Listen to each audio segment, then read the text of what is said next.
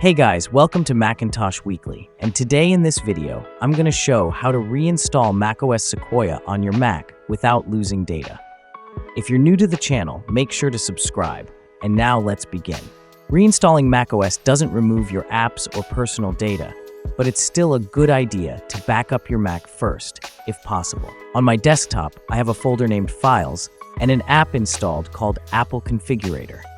The purpose of mentioning this is that after the reinstall, all the files, folders, and apps will be untouched. Now, to reinstall macOS Sequoia on your Mac, you must be running any version of the macOS Sequoia. Here you can see I'm running macOS Sequoia 15.2. Now firstly, shut down your Mac. From the Apple menu in the corner of your screen, choose Shutdown. If you can't shut down, press and hold the power button on your Mac for up to 10 seconds until it turns off. Every Mac has a power button. On notebook computers that have Touch ID, press and hold Touch ID. Now the next step is to start up from macOS Recovery. If you're using a Mac with Apple Silicon, press and hold the power button on your Mac. As you continue to hold the power button, your Mac turns on and loads Startup options. When you see options, release the power button. If you're using an Intel-based Mac, press the power button on your Mac to turn it on, then release the power button and immediately press and hold both the Command key and our key until you see an Apple logo or spinning globe to reinstall from macOS Recovery. Your Mac must be able to connect to the internet. Now select Options, then click the Continue button that appears below it. If you're asked to select a user you know the password for, select the user and click Next, then enter their administrator password.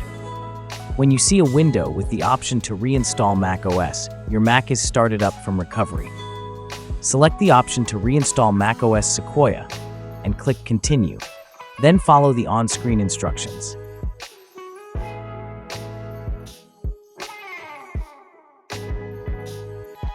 If the installer asks to unlock your disk, enter the password that you used to log into your Mac. If the installer offers you the choice between installing on Macintosh HD or Macintosh HD Data, choose Macintosh HD. If the installer doesn't see your disk might have an issue that requires you to erase the disk first.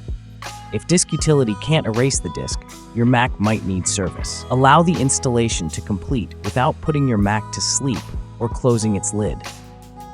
Your Mac might restart and show a progress bar several times, and the screen might be empty for minutes at a time.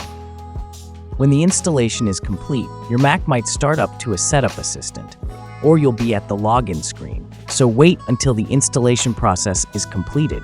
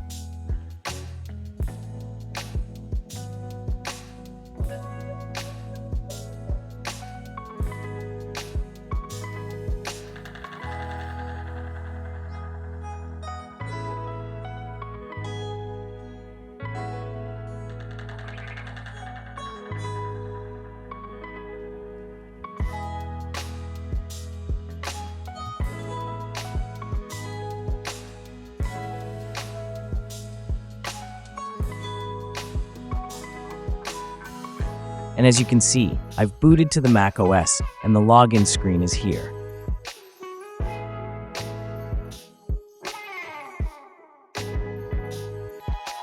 After logging in, let me show you the macOS version.